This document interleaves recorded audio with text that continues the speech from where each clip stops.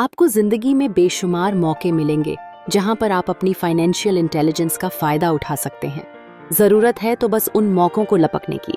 अमूमन हम दो तरह के इन्वेस्टर देख सकते हैं। पहले वह जो पैकेज इन्वेस्टमेंट खरीदते हैं और यह काफ़ी आसान और बगैर झंझट का काम है। दूसरे इन्वेस्टर अपने लिए खुद ही इन्वेस्टमेंट क्रिएट करते हैं। इनको आप प्रोफेशनल भी कह सकते हैं। जितना ये इन्वेस्ट करते हैं उससे कई गुना ज़्यादा पैसा बना लेते हैं। अब अगर आप इस तरह के इन्वेस्टर बनना चाहते हैं तो आपको ख़ास तौर पर इन 3 स्किल्स को समझने की ज़रूरत है।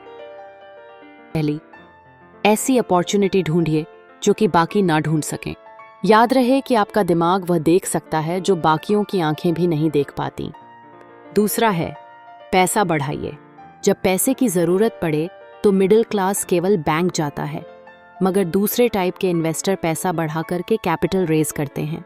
उन्हें हमेशा बैंक की ज़रूरत नहीं पड़ती। और तीसरा, स्मार्ट लोगों को ऑर्गेनाइज कीजिए। इंटेलिजेंट लोग वह होते हैं जो अपने से ज़्यादा स्मार्ट लोगों के साथ मिलकर के काम करते हैं। इसीलिए इन्वेस्ट करने से पहले अपने इन्वेस्टमेंट एडवाइज़र को चुनें। मुझे मालूम है कि यह सब आपके लिए कुछ ज़्यादा है, मगर इसके रिवॉर्ड्स तो बड़े ही शानदार हैं। जिंदगी में रिस्क बहुत है, लेकिन उन्हें हैंडल करना सीख करके ही आप अमीर बन पाएंगे। छठा सबक, सीखने के लिए काम करें, पैसे के लिए नहीं। और इसी के साथ आगे है छठा सबक, टिकने के लिए काम करें, पैसे के लिए नहीं। तो बात ऐसी है कि एक बार एक जर्नलिस्ट ने रॉबर्ट का इंटरव्यू लिया था। रॉबर्ट उसके आर्टिकल पहले भी पढ़ चुके थे और उस जर्नलिस्ट के लिखने के स्टाइल से बहुत ही प्रभावित थे। इंटरव्यू जब पूरा हुआ तो उस जर्नलिस्ट ने रॉबर्ट को बताया कि वह एक मशहूर लेखिका बनकर उनकी ही तरह एक दिन फेमस होना चाहती है। तो रॉबर्ट ने उनसे पूछा, तो ऐसा क्या है जो उन्हें मशहूर होने से रोक रहा है? इस सवाल के जवाब में उस जर्नलिस्ट ने कहा, उनकी जॉब आगे नहीं बढ़ पा रही है। इस पर रॉबर्ट ने सुझाव दिया कि उस जर्नलिस्ट को कोई सेल्स क्लास ज्वाइन कर लेनी चाहिए। जर्नलिस्ट ने बताया कि उनकी एक दोस्त उन्हें पहले ही ये ऑफर दे चुकी है, मगर उन्हें यह छोटा काम लगता है। वह यह भूल गई थी कि रॉबर्ट खुद कभी सेल्स स्कूल जा चुके थे। तो इस बात का पॉइंट यह है कि अगर आपके पास कोई टैलेंट है जिसके दम पर आप कुछ पैसा कमाना चाहते हैं, तो आपका टैलेंट काफ़ी नहीं होगा, क्योंकि उस टैलेंट को कैसे भुनाया जाए। जब तक आप यह बात नहीं जानते, आपका टैलेंट यूं ही बेकार है। जब तक आप उसे लोगों के सामने पेश करने का हुनर नहीं सीख जाते, आप कुछ नहीं कमा सकते। तो बेचने की कला सीखने में कोई शर्म की बात नहीं है। किसी भी सेल्समैन को इसके लिए शर्मिंदा नहीं होना चाहिए। एक जो सबसे बड़ा फर्क अमीर डैड और गरीब डैड के बीच में था, वह यह है कि गरीब डैड हमेशा नौकरी की चिंता करते थे कि जॉब हमेशा सिक्योर रहे, क्योंकि एक सेफ जॉब ही उनके लिए सब कुछ थी। जबकि अमीर डैड हमेशा सिर्फ और सिर्फ कुछ सीखने पर जोर देते थे। अमीर बनने के लिए आपको बहुत कुछ सीखना पड़ेगा। इसके अलग पहलू को देखें तो स्कूल हमें रिवॉर्ड करते हैं किसी एक ही खास चीज़ में महारत के लिए। इसका एक उदाहरण देखिए। जब डॉक्टर मास्टर की डिग्री लेते हैं तो उसके बाद किसी एक स्पेशल फील्ड में डॉक्टरेट करते हैं, जैसे कि पीडियाट्रिक या कुछ और। मतलब एक छोटे से विषय पर उन्हें बहुत पढ़ना पड़ता है उस फील्ड में महारत के लिए, और यही उनका रिवॉर्ड होता है।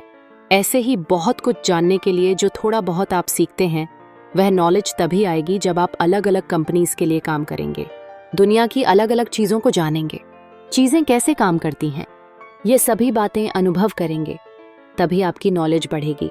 शायद यही वजह थी कि अमीर डैड छोटे रॉबर्ट और माइक को अपने साथ लेकर जाते थे जब वे अपने डॉक्टर, अकाउंटेंट्स, लॉयर या किसी प्रोफेशनल से मिलने जाते। जब रॉबर्ट ने मैरीन कॉर्प्स ज्वाइन करने के लिए अपनी हाई पेइंग जॉब छोड़ी, तो उनके गरीब मगर पढ़े लिखे पिता समझ नहीं पा रहे थे कि रॉबर्ट ने ऐसी शानदार नौकरी क्यों छोड़ी। वे इस फैसले से सख्त निराश हुए।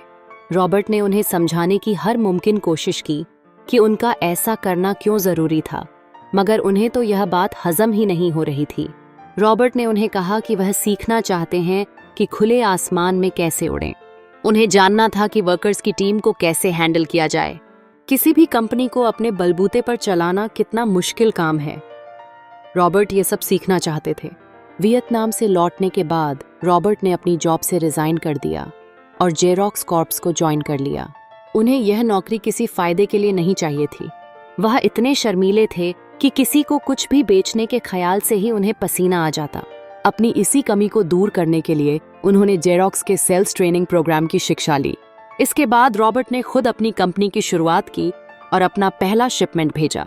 वे अगर इसमें नाकामयाब रहते तो पक्का दिवालिया हो जाते, लेकिन उन्होंने यह रिस्क लिया और अपने अमीर डैड की सीख को याद रखा कि बेशक आप 30 की उम्र से पहले दिवालिया होने का रिस्क ले सकते हो, क्योंकि इस उम्र में आपको रिकवर होने का मौका भी मिल जाता है।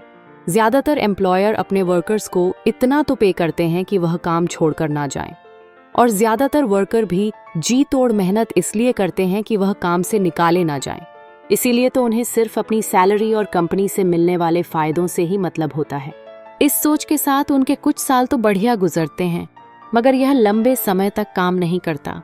तो हम इस सिचुएशन में क्या करें, वो हम देखेंगे अगले वीडियो में। आए थे।